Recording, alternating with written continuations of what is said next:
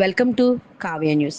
సాకార భారతి రాష్ట్ర అడ్హుక్ కమిటీ సభ్యునిగా మమ్ముల ఆనందపురం అక్టోబర్ 28 వెలుగు మండల పరిధిలో భూసేవలస గ్రామానికి చెందిన మమ్ముల తిరుపతిరావు సాకార భారతి రాష్ట్ర అడ్హుక్ కమిటీ సభ్యునిగా ఎన్నికయ్యారు.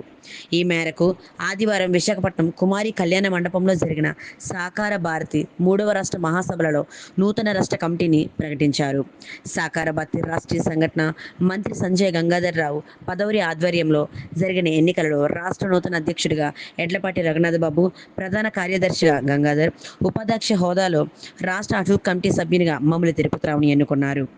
సామాజిక సేవా కార్యక్రమాలు చేస్తూ ఇప్పటికే ఇంటర్నేషనల్ యునైటెడ్ కలం ఫౌండేషన్ ఏపీ అధ్యక్షునిగా, స్వచ్ఛంద సంస్థల సమైక్య రాష్ట్ర కన్వీనర్గా, టీఎన్టీయూసీ జాతీయ కార్యదర్శిగా, ఏపీపీటీడీ కార్మిక పరిషత్ రాష్ట్ర అధ్యక్షునిగా వ్యవహరిస్తున్న ఈయనను ఉత్తరాంధ్రలో సాకార భారతీయ విస్తృతపరచడమే కాకుండా సాకార రంగం అభివృద్ధికి, దాని ద్వారా రైతులు, మహిళలు, ముఖ్యంగా యువతి స్వయం అభివృద్ధికి కృషి చేస్తున్న మమ్ముల తిరుపతిరావును రాష్ట్ర వ్యాప్తంగా సేవలు అందించాలనే ఉద్దేశంతో రాష్ట్ర అడ్హుక్ కమిటీలో స్థానం కల్పించారు.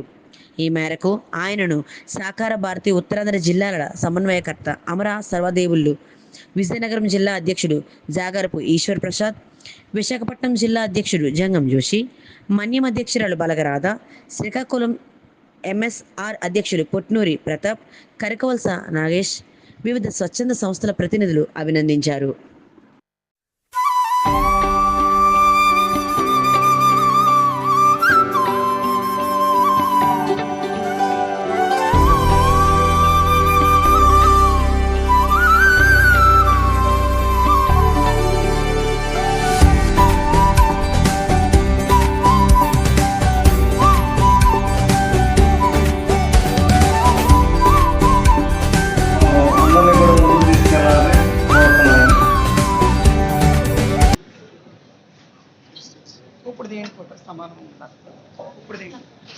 ధన్యవాదాలండి.